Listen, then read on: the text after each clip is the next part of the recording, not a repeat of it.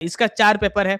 जो जिन लोगों ने स्टार्ट कर दिया उनको तो पता है, Indian economy and financial system, मजा आएगा पढ़ने में। इसको पढ़ेंगे तो बहुत सारे एग्जाम में जो बैंकिंग में इकोनॉमी पूछा जाता है वो आपके लिए बहुत कम हो जाए, मतलब इजी हो जाएगा। फिर then principles and practice of banking, ये बहुत ज्यादातर प्रोफेशनल बैंकिंग के कंटेंट में इसको हम इस्तेमाल करते हैं। Accounting and financial management for bankers, इसको पढ़ेंगे तो आपके ट्रेड मैनेजमेंट के जितने एग्जाम्स होते हैं वो आपके लिए आसान हो जाएगा। कुछ चीजें अननेसेसरी है यहाँ पे, मतलब जो आपको डे टू डे में उतना काम नहीं आएगा, बट हम उसको रिमूव करके पढ़ाएंगे ताकि आप क्लियर कर जाएं। ठीक है, जैसे रेशियो एनालिसिस, ये सब आप इसमें सीख जाएंगे।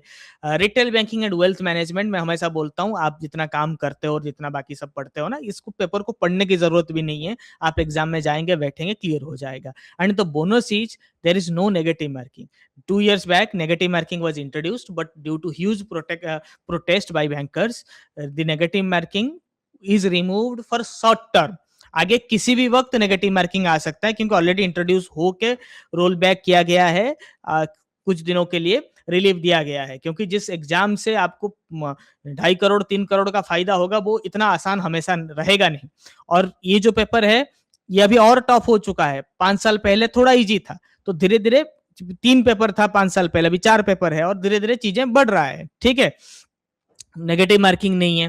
100 क्वेश्चन का पेपर है, 2 घंटे का समय मिलता है। ठीक है, और आप 5 अटेम्प्ट दे सकते हैं 3 साल में। एक बार में 2-3 पेपर आपने क्लियर कर लिया, नेक्स्ट अटेम्प्ट में एक और क्लियर करिए, उसके नेक्स्ट अटेम्प्ट में और एक क्लियर करिए। बट आई विल वांट कि आप पूरा क्लियर करिए। पूरा क्लियर करने के लिए कितना जरूरत है? आउट ऑफ 400, 4 पेपर में मिला के आपको 200 रखने हैं, और किसी एक पेपर में मिनिमम आप 45% स्कोर करना है। मतलब मान लीजिए आपने 2 पेपर में 45 स्कोर किया, 90, बाकी 2 पेपर में आप 110 स्कोर कर लेंगे, तब भी आप क्वालिफाई कर जाएंगे। To clear individual paper you need 45 marks, and in all 4 papers all toto you need 200 marks। ठीक है, इस बार मेरे बहुत सारे स्टूडेंट्स नैरो मार्जिन में अकाउंटिंग पेपर में सिर्फ 45 रखे हैं।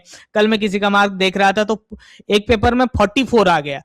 ठीक है, वो क्वालिफाई नहीं कर पाएंगे, बस यही पेपर उनको नेक्स्ट टाइम दे देंगे, सिर्फ एक बार दे देने से हो जाएगा। ठीक है,